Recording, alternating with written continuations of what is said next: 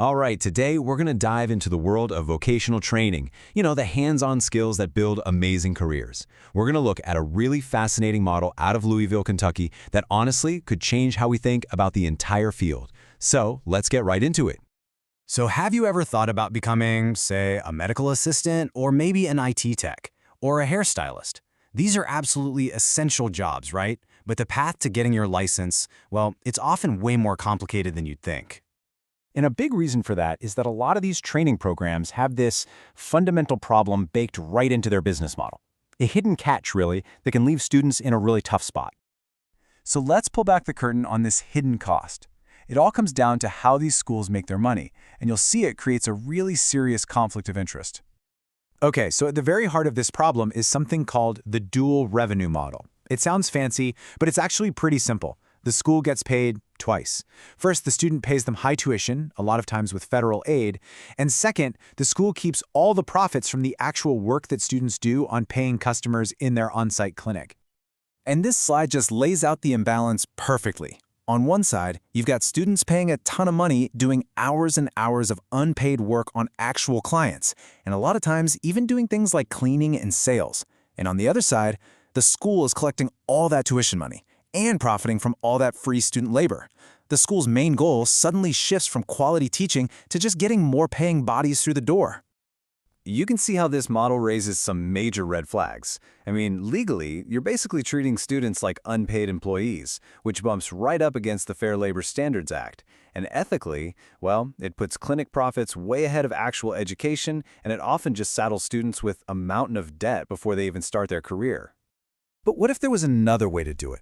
A model that actually puts education and community first without all the debt and the exploitation.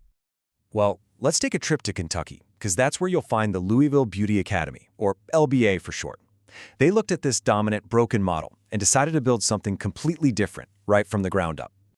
And the difference is just stark. Look at this number. LBA caps the total cost of their entire program at around $7,000. And get this, that includes tuition, books, all the kits, the whole shebang. This makes it possible for students to graduate completely debt-free, which is, and I don't say this lightly, a total game changer.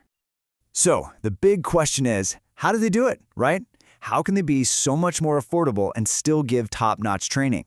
Well, it all comes down to a few really smart key changes in their structure. The LBA blueprint is really built on three core pillars. First, they have a single revenue design, meaning they only make money from tuition, not from a busy clinic. Second, that clinic I mentioned, it's entirely volunteer-based. And third, community service is baked right into the very DNA of their curriculum. This quote from LBA really gets to the heart of their whole philosophy. They completely reframe the relationship. People who come in for services are not customers who generate profit. They are live volunteer models who are actively taking part in the education process. That simple change in language has massive legal and ethical ripple effects. And what this creates is just this perfect ethical alignment. It's a win-win-win. The students get the hands-on practice they need, but they're not exploited. The live models get low-cost or free services, and they know they're helping someone learn. And the school, it gets to focus purely on teaching and maintain its legal integrity. Everyone wins. And the model goes even deeper than that. LBA actually has a campus located inside a community center, and there, the students provide completely free services to adults with disabilities and the elderly. The training hours become community service hours. So it's not just about learning a skill, it's about learning how to use that skill to connect with and care for your community. Now here's where it gets really exciting, because this isn't just about beauty schools. This ethical, community-focused model could really be a blueprint for all kinds of different vocational training. I mean, just think about it. This could totally work for training medical assistants, IT support techs, dental assistants, peer support specialists. Really, any field that requires hands-on practice could adopt a very similar volunteer-based community service model. So how would you actually replicate it? Well, this table lays out the core ingredients. You swap paying clients for volunteer beneficiaries, often from community partners. You only charge for materials, cost recovery, not for profit. You track both skill mastery and community service hours.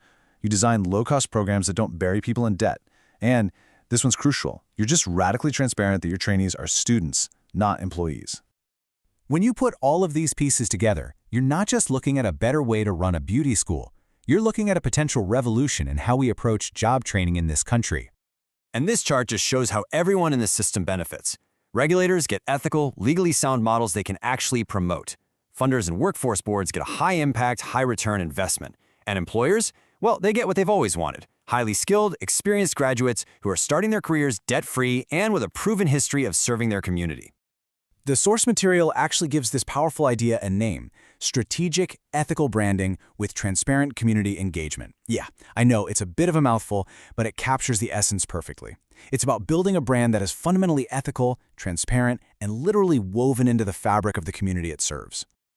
And that really leaves us with a final, powerful question to chew on. What would our workforce, our communities, our entire economy look like if all job training was designed with this principle in mind? What if the goal wasn't just profit, but service? That's the future the Louisville Beauty Academy model is showing us might actually be possible.